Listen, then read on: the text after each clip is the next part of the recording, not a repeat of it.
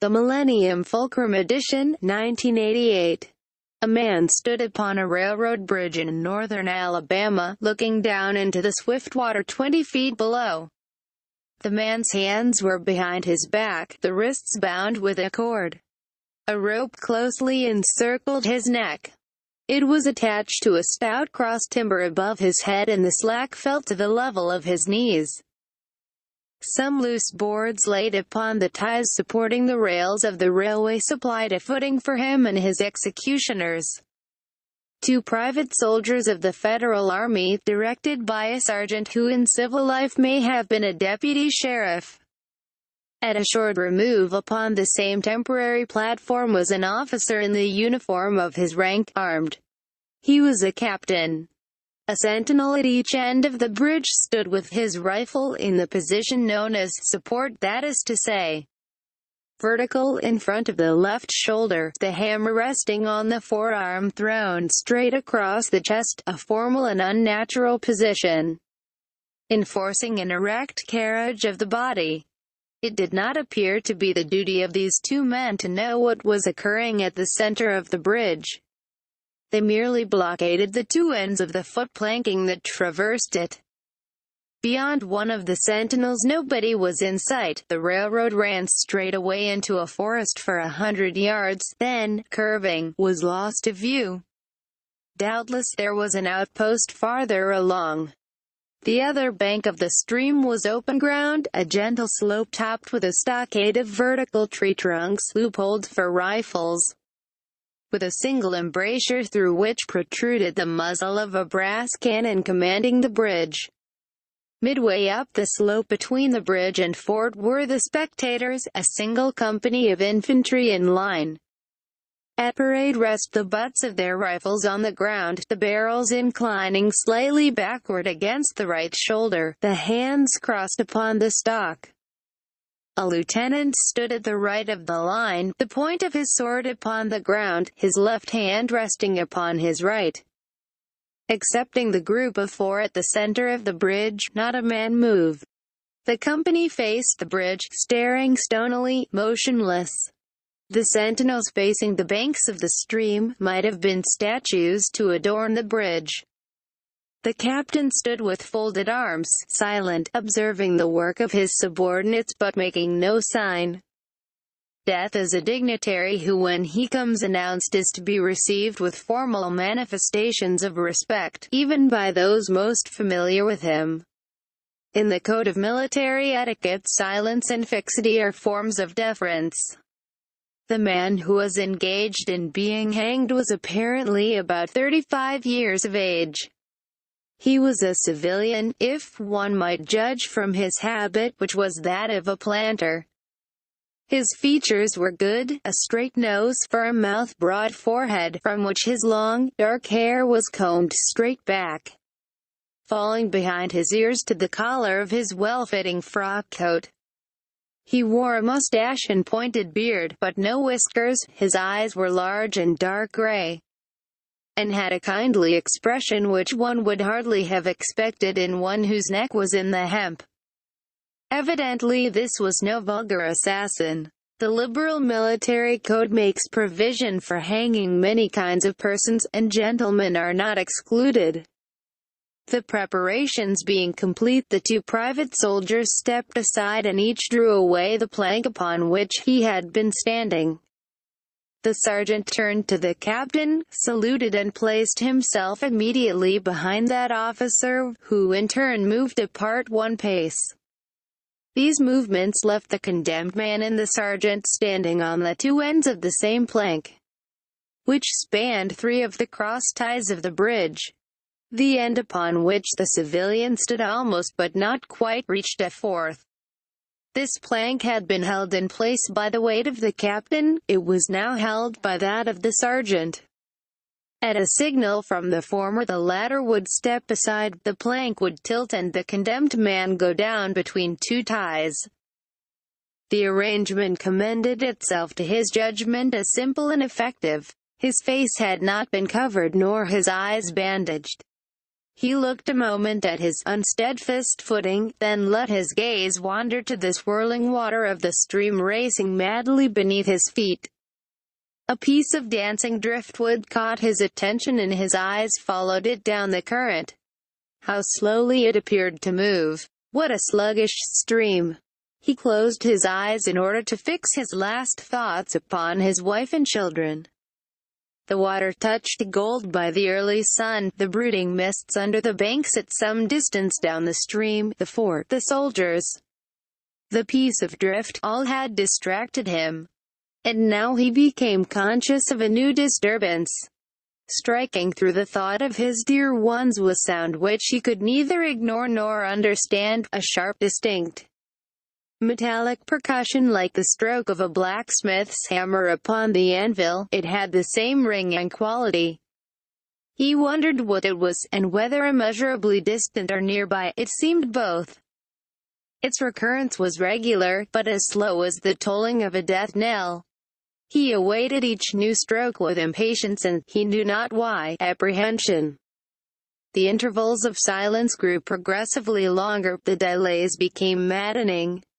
With their greater infrequency the sounds increased in strength and sharpness. They hurt his ear like the thrust of a knife. He feared he would shriek. What he heard was the ticking of his watch. He unclosed his eyes and saw again the water below him. If I could free my hands, he thought, I might throw off the noose and spring into the stream. By diving I could evade the bullets and, swimming vigorously, reach the bank, take to the woods and get away home. My home, thank God, is as yet outside their lines. My wife and little ones are still beyond the invaders' farthest advance. As these thoughts, which have here to be set down in words, were flashed into the doomed man's brain rather than evolved from it, the captain nodded to the sergeant. The sergeant stepped aside. 2. Peyton Farquhar was a well-to-do planter of an old and highly respected Alabama family. Being a slave owner and like other slave owners a politician, he was naturally an original secessionist and ardently devoted to the Southern cause. Circumstances of an imperious nature, which it is unnecessary to relate here, had prevented him from taking service with that gallant army which had fought the disastrous campaigns ending with the fall of Corinth. And he chafed under the inglorious restraint, longing for the release of his energies, the larger life of the soldier, the opportunity for distinction. That opportunity, he felt, would come, as it comes to all in wartime. Meanwhile he did what he could. No service was too humble for him to perform in the aid of the South. No adventure too perilous for him to undertake if consistent with the character of a civilian who was at heart a soldier, and who in good faith and without too much qualification assented to at least a part of the frankly villainous dictum that all is fair in love and war. One evening while Farquhar and his wife were sitting on a rustic bench near the entrance to his grounds, a gray-clad soldier rode up to the gate and asked for a drink of water. Mrs. Farquhar was only too happy to serve him with her own white hands. While she was fetching the water her husband approached the dusty horseman and inquired eagerly for news from the front. "The Yanks are repairing the railroads," said the man, "and are getting ready for another advance. They have reached the Owl Creek Bridge, put it in order and built a stockade on the north bank. The commandant has issued an order, which is posted everywhere, declaring that any civilian caught interfering with the railroad, its bridges, tunnels, or trains will be summarily hanged." I saw the order. "How far is it to the Owl Creek Bridge?" Farquhar asked. "About 30 miles. Is there no force on this side of the creek?" "Only a picket post half a mile out on the railroad, and a single sentinel at this end of the bridge." "Suppose a man, a civilian and student of hanging, should elude the picket post and perhaps get the better of the sentinel," said Farquhar, smiling. "What could he accomplish?" The soldier reflected. "I was there a month ago," he replied. I observed that the flood of last winter had lodged a great quantity of driftwood against the wooden pier at this end of the bridge. It is now dry and would burn like tinder. The lady had now brought the water, which the soldier drank. He thanked her ceremoniously, bowed to her husband and rode away. An hour later, after nightfall, he repassed the plantation, going northward in the direction from which he had come. He was a Federal scout. 3. As Peyton Farquhar fell straight downward through the bridge, he lost consciousness and was as one already dead. From this state he was awakened, ages later, it seemed to him, by the pain of a sharp pressure upon his throat, followed by a sense of suffocation. Keen, poignant agonies seemed to shoot from his neck downward through every fiber of his body and limbs. These pains appeared to flash along well-defined lines of ramification and to beat with an inconceivably rapid periodicity. They seemed like streams of pulsating fire heating him to an intolerable temperature. As to his head, he was conscious of nothing but a feeling of fullness, of congestion. These sensations were unaccompanied by thought. The intellectual part of his nature was already effaced. He had power only to feel, and feeling was torment. He was conscious of motion, encompassed in a luminous cloud, of which he was now merely the fiery heart. Without material substance, he swung through unthinkable arcs of oscillation, like a vast pendulum. Then all at once, with terrible suddenness, the light about him shot upward with the noise of a loud splash. A frightful roaring was in his ears, and all was cold and dark. The power of thought was restored. He knew that the rope had broken and he had fallen into the stream. There was no additional strangulation. The noose about his neck was already suffocating him and kept the water from his lungs. To die of hanging at the bottom of a river, the idea seemed to him ludicrous. He opened his eyes in the darkness and saw above him a gleam of light, but how distant, how inaccessible. He was still sinking, for the light became fainter and fainter until it was a mere glimmer. Then it began to grow and brighten, and he knew that he was rising toward the surface, knew it with reluctance, for he was now very comfortable. To be hanged and drowned, he thought, that is not so bad, but I do not wish to be shot. No, I will not be shot, that is not fair. He was not conscious of an effort, but a sharp pain in his wrist apprised him that he was trying to free his hands. He gave the struggle his attention, as an idler might observe the feat of a juggler, without interest in the outcome. What splendid effort, what magnificent, what superhuman strength! Ah, that was a fine endeavor. Bravo! The cord fell away, his arms parted and floated upward, the hands dimly seen on each side in the growing light. He watched them with a new interest as first one and then the other pounced upon the noose at his neck. They tore it away and thrust it fiercely aside, its undulations resembling those of a water snake. Put it back, he thought. He shouted these words to his hands, for the undoing of the noose had been succeeded by the direst pang that he had yet experienced. His neck ached horribly, his brain was on fire, his heart, which had been fluttering faintly, gave a great leap, trying to force itself out at his mouth. His whole body was racked and wrenched with an insupportable anguish. But his disobedient hands gave no heed to the command. They beat the water vigorously with quick downward strokes, forcing him to the surface. He felt his head emerge, his eyes were blinded by the sunlight, his chest expanded convulsively, and with a supreme and crowning agony his lungs engulfed a great draught of air, which instantly he expelled in a shriek. He was now in full possession of his physical senses. They were, indeed, preternaturally keen and alert.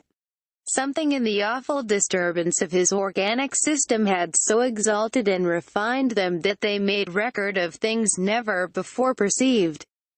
He felt the ripples upon his face and heard their separate sounds as they struck.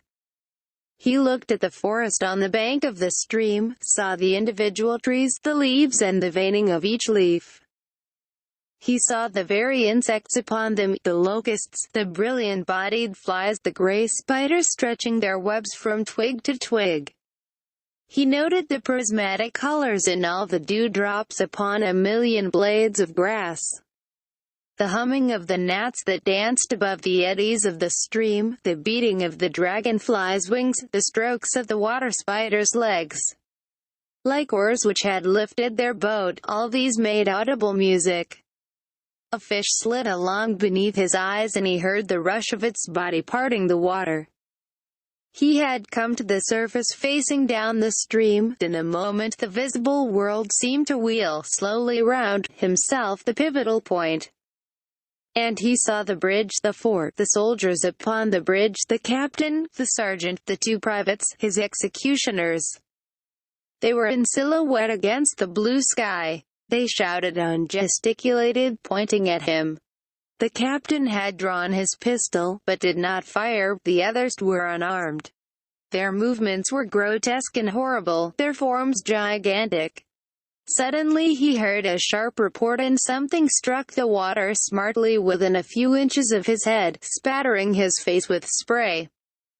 He heard a second report, and saw one of the sentinels with his rifle at his shoulder, a light cloud of blue smoke rising from the muzzle. The man in the water saw the eye of the man on the bridge, gazing into his own through the sights of the rifle. He observed that it was a gray eye and remembered having read that gray eyes were keenest, and that all famous marksmen had them. Nevertheless, this one had missed. A counter-swirl had caught Farquhar and turned him half round. He was again looking at the forest on the bank opposite the fort. The sound of a clear, high voice in a monotonous sing-song now rang out behind him and came across the water with a distinctness that pierced and subdued all other sounds, even the beating of the ripples in his ears. Although no soldier, he had frequented camps enough to know the dread significance of that deliberate, drawling, aspirated chant. The lieutenant on shore was taking a part in the morning's work. How coldly and pitilessly, with what an even, calm intonation, presaging, and enforcing tranquility in the men, with what accurately measured interval fell those cruel words. Company, attention, shoulder arms, ready, aim, fire. Farquhar dived as deeply as he could. The water roared in his ears like the voice of Niagara, yet he heard the dull thunder of the volley and, rising again toward the surface, met shining bits of metal, singularly flattened, oscillating slowly downward. Some of them touched him on the face and hands, then fell away, continuing their descent. One lodged between his collar and neck. It was uncomfortably warm and he snatched it out. As he rose to the surface gasping for breath, he saw that he had been a long time under water. He was perceptibly farther downstream, nearer to safety. The soldiers had almost finished reloading. The metal ramrods flashed all at once in the sunshine as they were drawn from the barrels, turned in the air, and thrust into their sockets. The two sentinels fired again, independently and ineffectually. The hunted man saw all this over his shoulder. He was now swimming vigorously with the current. His brain was as energetic as his arms and legs. He thought with the rapidity of lightning. The officer, he reasoned, will not make that martinet's error a second time. It is as easy to dodge a volley as a single shot. He has probably already given the command to fire at will. God help me, I cannot dodge them all. An appalling splash within 2 yards of him was followed by a loud rushing sound, diminuendo, which seemed to travel back through the air to the fort and died in an explosion which stirred the very river to its deeps. A rising sheet of water curved over him, fell down upon him, blinded him, strangled him. The cannon had taken in hand in the game.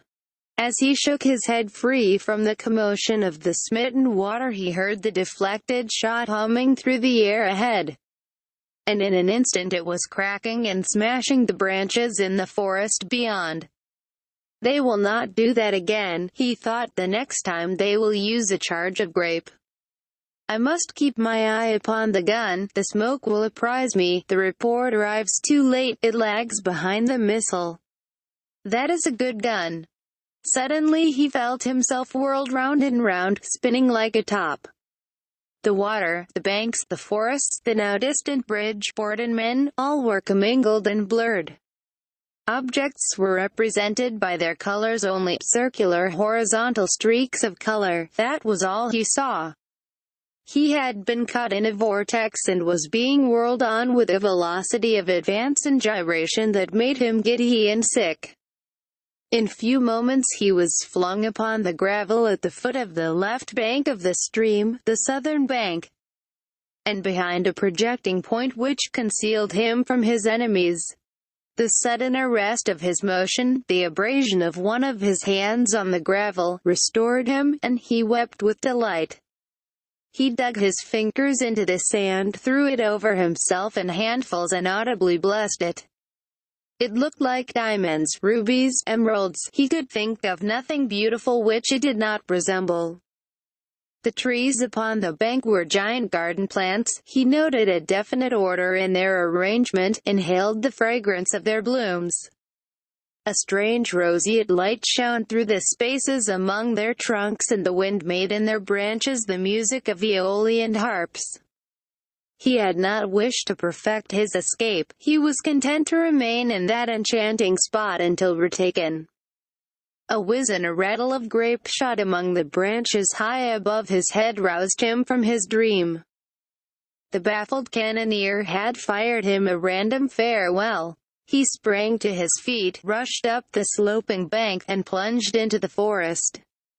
All that day he traveled, playing his course by the rounding sun. The forest seemed interminable. Nowhere did he discover a break in it, not even a woodman's road. He had not known that he lived in so wild a region. There was something uncanny in the revelation. By nightfall he was fatigued, footsore, famished. The thought of his wife and children urged him on. At last, he found a road which led him in what he knew to be the right direction. It was as wide and straight as a city street, yet it seemed untraveled. No fields bordered it, no dwelling anywhere. Not so much as the barking of a dog suggested human habitation. The black bodies of the trees formed a straight wall on both sides, terminating on the horizon in a point, like a diagram in a lesson in perspective. Overhead, as he looked up through this rift in the wood, shone great golden stars, looking unfamiliar and grouped in strange constellations. He was sure they were arranged in some order which had a secret and malign significance. The wood on either side was full of singular noises, among which, once, twice, and again, he distinctly heard whispers in an unknown tongue. His neck was in pain, and lifting his hand to it found it horribly swollen. He knew that it had a circle of black where the rope had bruised it. His eyes felt congested, he could no longer close them. His tongue was swollen with thirst. He relieved its fever by thrusting it forward from between his teeth into the cold air. How softly the turf had carpeted the untraveled avenue. He could no longer feel the roadway beneath his feet. Doubtless, despite his suffering, he had fallen asleep while walking, for now he sees another scene. Perhaps he has merely recovered from a delirium. He stands at the gate of his own home. All is as he left it, and all bright and beautiful in the morning sunshine. He must have traveled the entire night. As he pushes open the gate and passes up the wide white walk, he sees a flutter of female garments. His wife, looking fresh and cool and sweet, steps down from the veranda to meet him. At the bottom of the steps she stands waiting, with a smile of ineffable joy, an attitude of matchless grace and dignity. Ah, how beautiful she is! He springs forwards with extended arms. As he is about to clasp her, he feels a stunning blow upon the back of the neck. A blinding white light blazes all about him with a sound like the shock of a cannon, then all is darkness and silence. Peyton Farquhar was dead. His body, with a broken neck, swung gently from side to side beneath the timbers of the Owl Creek Bridge. End of Project Gutenberg's An Occurrence at Owl